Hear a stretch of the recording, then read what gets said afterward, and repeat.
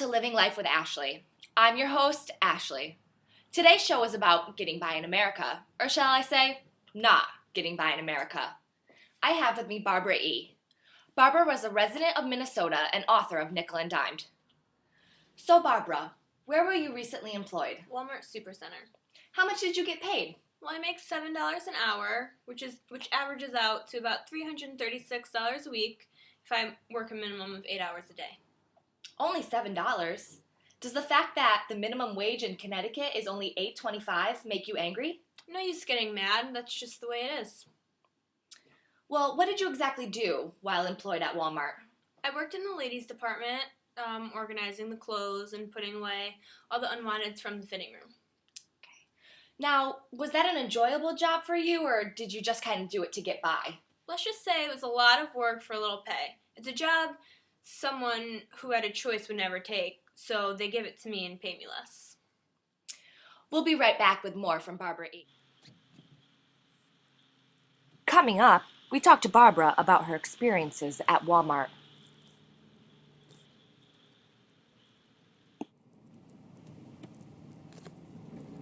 Now, Barbara, what was it like trying to get the job at Walmart? It was a relatively quick process. 1 minute I was filling out an application, the next I was taking a drug test, and then I was at orientation. Typically, what would you say your expenses were month to month? My weekly rent, buying groceries, maintaining transportation, and really just filling in all the holes that I fall into. Wow. Now, how do you get by with such a little pay and so many expenses? I don't. Well, I mean, it's not impossible, but I've gotten used to living with the bare minimum of things. Do you feel like you're the only person in a situation like this? At first I thought so. At first when I was living in the hotel rooms, I judged the people around me. But then I just realized that they're just normal people that don't have the capital to pay normal rent. More from Barbara when we get back.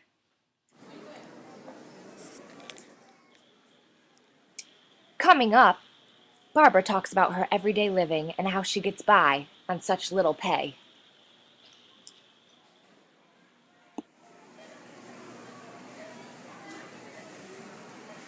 Barbara, I remember you saying something about a hotel. Is that where you were living? Yes. What was that like? You can answer that question by walking into your closet. But really, it's a small space with a small bed, and sometimes a TV if I'm lucky. If you're lucky, does that mean you don't have a stable place to live? No, actually, they just moved me down the hall due to sewage leakage. How do you stay so positive? This is in such these depressing environments. Well, it just helps knowing that I'm not the only one. Were there any state agencies that offered you help to get your feet on the ground?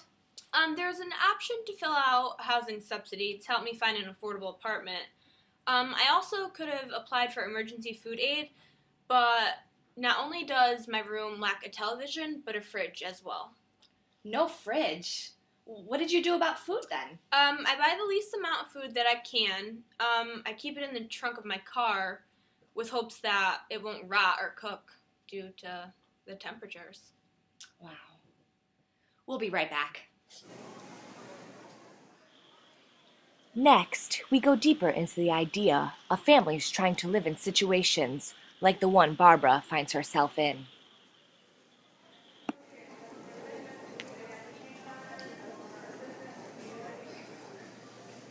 Now, Barbara, you're single, right? Yes. Could you imagine bringing up a family in these type of conditions?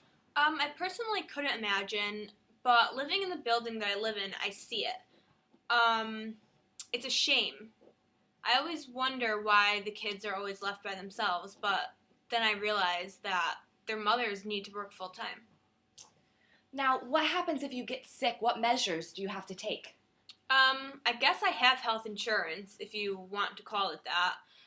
It's so expensive that I feel like it's not worth paying for. If I get sick, I'd rather wait it out than take money out of my pocket. So, are you still currently working at Walmart? Actually, as of recently, I decided to call it quits. I began to realize that I worked way too hard for $7 an hour in an environment that I was just simply not happy in at all. Do you think there's anything that could have, say, helped you and you can get back and change something at Walmart? I should have stood up for myself and tried to protest, I guess you can say. Protest? Protest like all of those other employees that stood up for themselves while I was watching them on television at my pity job making garbage money. We'll be right back to wrap things up with Barbara. When we return, we end with some final wise words from Barbara.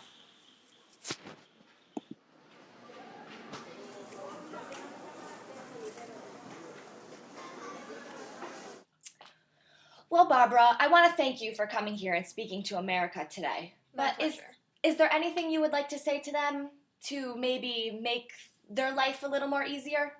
I would just have to say that there's really nothing you can do about it except work with what you have. Thank you for your wise words. Now, America, if you would like to learn about Barbara's experience, you can pick up her book, Nickel and Dimed, on Not Getting By in America. Thank you, and enjoy the rest of your day. I remember you saying something about a hotel. Is that where you were living? How was that like? What was that like? How was that like? That's what it says. Yeah, but it should say, what was that like?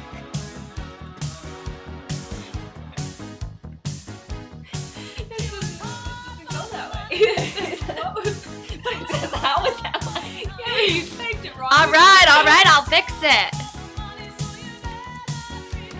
I told you to read over it and tell me that was okay. That was the whole point of the pause.